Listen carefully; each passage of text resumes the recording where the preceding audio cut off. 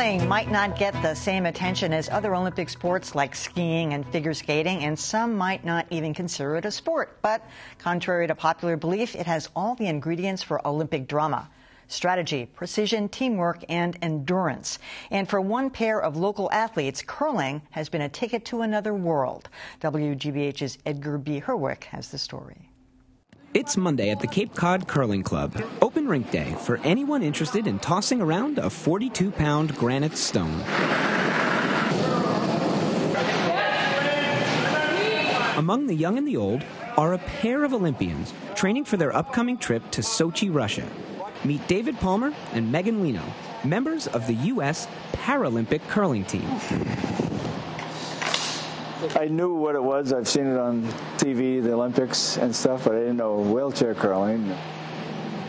And for David, curling also helped open his world. In 1993, I had a motorcycle accident that paralyzed me from the chest down. I was drinking, trying to out at the bars and try to make it home, and I never went off the road and hit a tree head on. In a coma for 3 weeks, David was lucky to be alive. His recovery was slow, but within months, sports helped him to regain his competitive edge. Within, I think, 8 months, I was on a sled, on the ice playing sled hockey. Then I snow skied, water skied, and then the opportunities just came. Yeah, sweep! Megan Leno was born with spina bifida. Like David, she also found a new challenge in wheelchair curling. First stone I threw, I was hooked. I really was. I said, this is something I can see myself doing for years. As in all curling, the goal is to get as many stones as close to the bullseye as possible. And the difference between winning and losing is just inches. Think this looks easy? I promise you, it is not.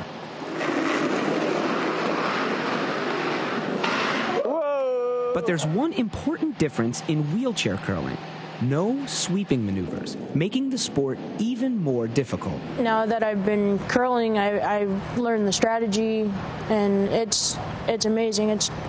You have to be 1 or 2 steps ahead of your opposing team. You got so much going on, it's just great. It is. It's really cool.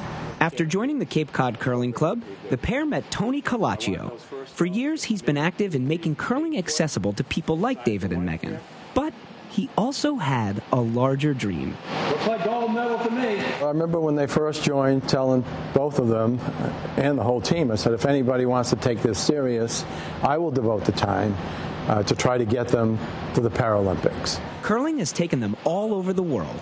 And on March 3rd, David and Megan will join the rest of Team USA at the Paralympics in Sochi. The whole club is very proud of them, very proud. And their odds of coming back with a medal this time are extremely high. But for David, just making it to the world stage is a dream come true.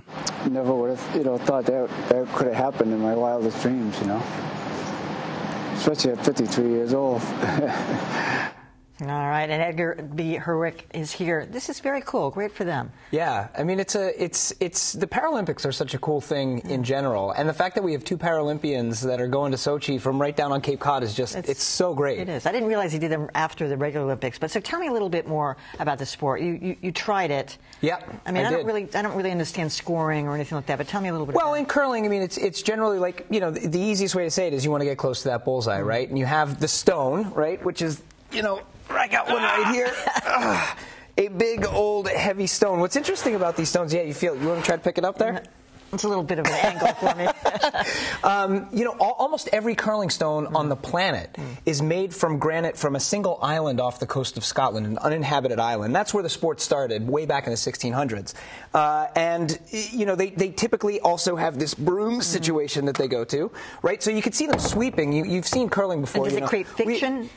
Yeah, we have some video of sweeping where you can really see them sweeping. And what they're doing here, Emily, what's interesting about this is that there's a bunch of little pellets on the ice. And when they're sweeping, the friction causes the pellets to melt, which causes a little bit of water, which speeds the stone up.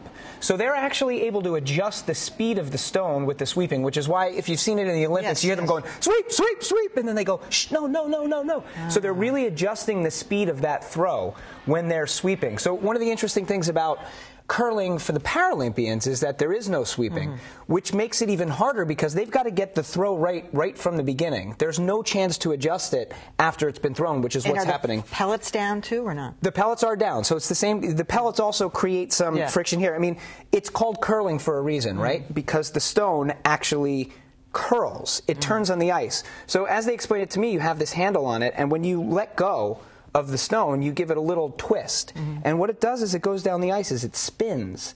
And that spinning creates sort of an arc, which is what you're trying to do, sort of arc it around. We have some video that we put a camera on the stone itself, and you can see that the stone is spinning around on the ice. You really get a sense of the fact that this thing is curling down the ice. Here's Megan, and she lets it go, and she gives a little snap of the wrist there. And as you can see, the stone is totally spinning. Yeah. And that spinning, as you hear it kind of grinding along the pellets, that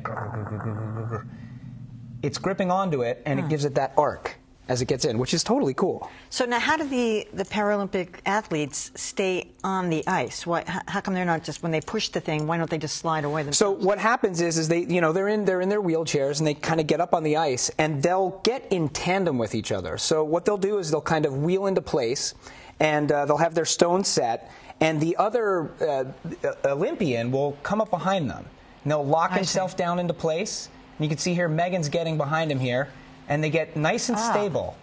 So they're all ready, and he's got this device, this rod here, which kind of has, which sort of pivots a little bit, which it's going to enable him to kind of snap his wrist. And as he pushes the stone here, see, he grips onto it, lines up his shot, and then he'll give a little twist of his wrist, little snap, and that snap will start the stone spinning, start it curling down the ice. See how he just kind of pushed it out there at the end?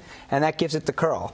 So it's kind of amazing. Do you have any idea what kind of competition they face? Are there Paralympic curlers from all over the world? There are. It's a fairly new sport. The idea of Paralympic curling is fairly new, wheelchair curling. But there's 10 countries that have qualified for the Paralympics that they're going to be facing. No surprise, Canada is one of the favorites. So it's like the countries that have strong curling tend to have strong wheelchair curling now, too. So Canadians are one team that they're looking to face up against that is going to be tough competition. Sweden is another one where they're going to face some tough competition. But there's 10 countries in all that they'll be faced up against. They did fairly well in the last time they held the World Championships. They just missed the medal podium. So there's a lot of enthusiasm for the U.S. team that they really could come home with a medal here, which is totally great. Yeah, I wonder how many sports do they do total? Do you know? They do a total. They do a total of 7 disciplines in 5 different sports. So there's the curling. There's a couple of skiing events, and there's a new snowboarding event this year. And then there's also sled hockey, where they're on those sleds playing hockey, which is like crazy high speed, high stakes. So it's really great. And the Paralympics are something that's growing. A lot of people don't know they happen in the Olympic City, which is really interesting. Right after the Olympics. Yeah. A lot of good stuff. About 50 hours of coverage on television this year for the Paralympics, too, so watch out for them. All right, we will. Edgar, be here the 3rd. Thank you so much. Thank you, Emily.